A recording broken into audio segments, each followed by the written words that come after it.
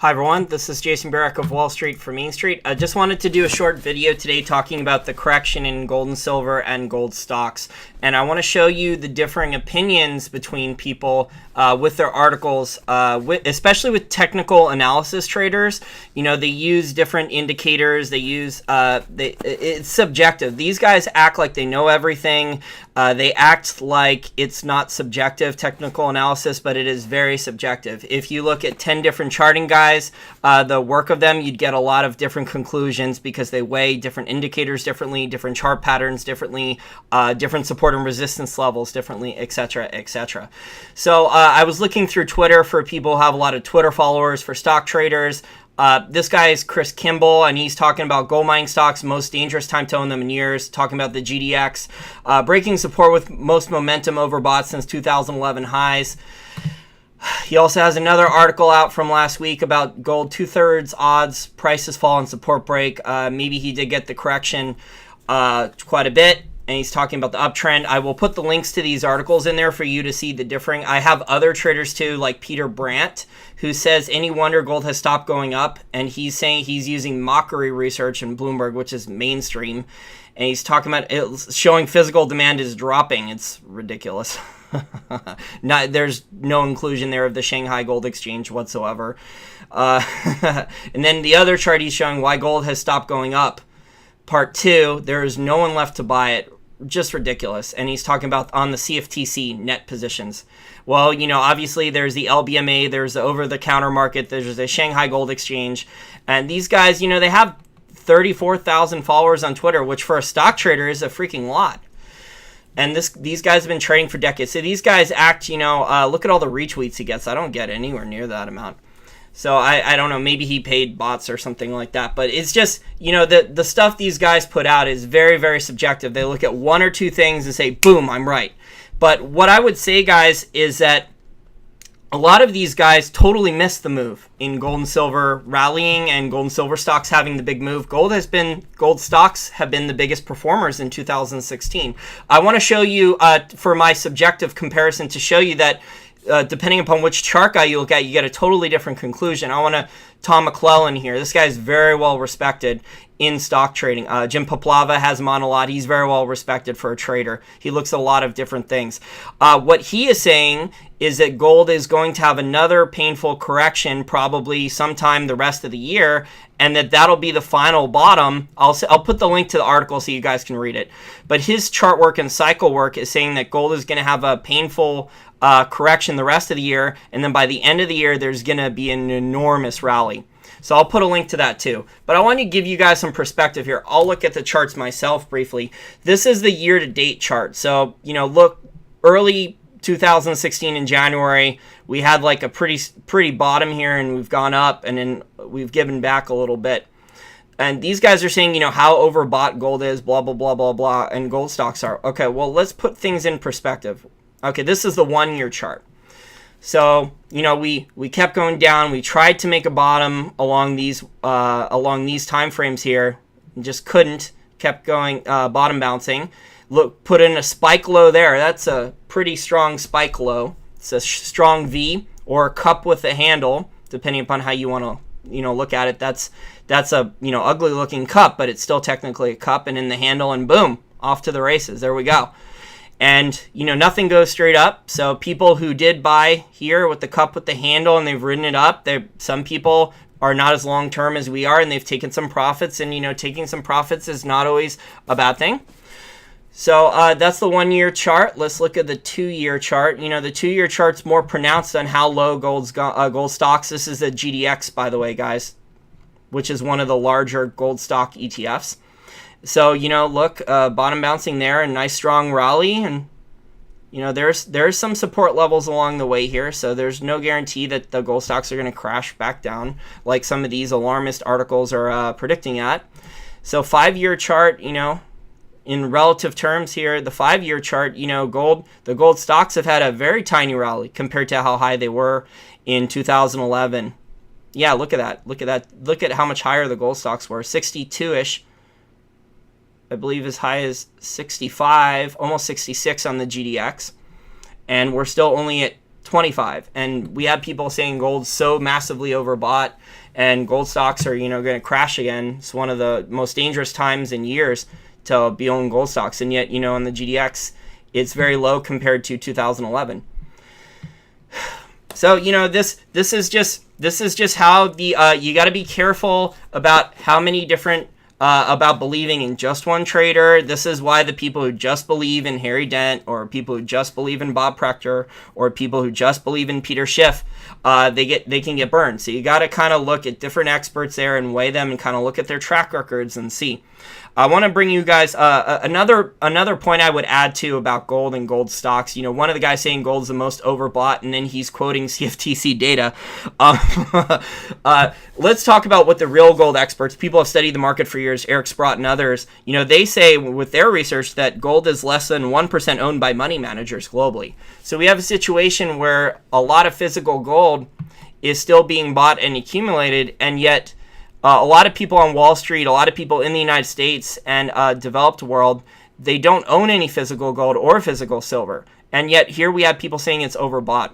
So there are a lot of Wall Street people who missed the move on gold and were waiting for a dip. And I think they're going to start coming back into gold stocks and silver stocks and maybe buy some unfortunately, I think they're going to put money into ETFs because it's just easier. So like the SLV and the GLD. Obviously, that's not the right way to go. I want to show you, though, this is an article from Dollar Collapse. Good work by John Rubino. He was a guest by Mo, interviewed him last week. Always like John's work. But I'll put a link to this article up. And he's talking about how Chinese-backed gold miners, thanks to the money that China's printed, they're scouring the globe now looking for acquisitions. So, you can read about this, but basically now China has accumulated a lot of physical gold, as we all know, and central bankers, global central banks are now net buyers the last year or two of physical gold, which has been this is only the case for the first time in decades, although stupid Venezuela, because they're a socialist disaster, the Chavistas and the Maduros are dumping their physical gold the last 2 years. So that's really dumb. But I guess when you're broke, you sell what you can to survive, and they're trying to, keep that stupid government alive. But and they are on the verge of collapse. Largest one of the largest oil reserves in the world, and yet they have electricity shortages. More proof socialism doesn't work. And yet, the Bernie Sanders people who were endorsing socialism will still try it. Anyways, though, guys, off topic. I think the Chinese gold miners are going to look to go buy a lot of physical gold assets. We saw them make a bid for one of Glencore's largest gold miners, and I think, there's going to be a lot more. The prudent mid-tier gold mining companies that haven't done acquisition yet, they're definitely going to be on the prowl. These guys have better balance sheets than a lot of the senior gold producers who did stupid acquisitions and used debt improperly. But even the larger senior miners now, they're looking to do private placements now for exploration. We saw Luna Gold, which was an incredibly mismanaged producer. They actually have a really awesome asset in Brazil, and they've had more than 5 CEOs in the last 5 or 6 years. Totally mismanaged that company, basically almost went bankrupt. And yet Anglo Gold Ashanti, which is one of the largest gold miners in the world, they just did an interesting exploration deal around the greenfields exploration for Luna. So I think we're going to see more of those types of deals on the gold miners that are either already producing or about to restart producing, and some of the juniors. So we are starting to see good deal flow in the industry, and the sentiment is changing. And I think consolidation is good, because you want to see it really worries me, if you put a lot of money, even a speculation, into a smaller producer that's either bringing production online, even if the costs are low, because there's a lot of things that can go wrong with the mine. So, obviously I think the sweet spot for investing in mining stocks is either, if you don't have the money to diversify, you should either buy these ETFs like the GDX, the GDXJ, the SILJ, which is the Junior Silver Miners ETF, or the Sprott Gold and Silver Miner ETFs. But, the individual companies, I think the mid-tier ones, if they have low costs and their balance sheet aren't riddled with too much debt, those are good, besides just the royalty and streaming companies. Those ones like, Keith Neumeyer's First Majestic Silver is now a senior silver producer, but Keith runs prudent companies. But there's a bunch of other ones. If you're interested, you can email wallstreetfrommainstreet@gmail.com. So I just wanted to do this video showing you that how subjective technical analysis can be. People weigh different cycles differently. They weigh different technical indicators differently. They look at chart patterns differently. And so I showed you a handful of different opinions on gold and gold stocks. But I think the bottom line is it's going to go to the fundamentals, just how incredibly stupidly undervalued the gold stocks were at one point. You know, we had, to give you guys some examples, we had gold mining companies and silver mining companies that had put in over $100 million worth of drilling and infrastructure into their mines, and either the mines weren't producing and had been temporarily shut down. And these things, you know, they were worth more dead than alive. So these things could have been bought by private equity companies, and their assets could have been chopped up and sold. And some of these companies had market caps at one point last year. Things were so bad, they had market caps of $10 and $20 million when over $100 million had been invested into the asset. So these things do have long-term value. Obviously, they weren't generating free cash flow at the time, but you know, one of the ways to make money as a resource stock investor, to buy and make money off resource stocks as a value investor, and obviously the Warren Buffett value investors aren't going to do this, but value investors in the past, like Sir John Templeton, who are not quite exactly the same type of value investor as Warren Buffett, and Benjamin Graham even did this. They will look for undervalued resource stocks where the company had the possibility of a turnaround, and the commodity price and the commodity price was below the industry average for cost. So obviously that's not sustainable. It could last a long time. You shouldn't put all your money into any one specific resource stocks or try to time things perfectly. But something like that was not sustainable, where you know the commodity price itself was going to stay way below the average all-in sustaining cost of production. So we haven't gotten that yet for commodities like copper. We have that now for uranium, where the uranium price is way below, the uranium spot market price is way below the average all-in sustaining cost of production for uranium, but some of the uranium miners have hedges. So, but that's not sustainable either. Those hedges will come off, and then we're going to have a situation where supply is going to have to shut down, and the market's going to have to, you know, get back to painful free market forces, and supply is going to have to come offline.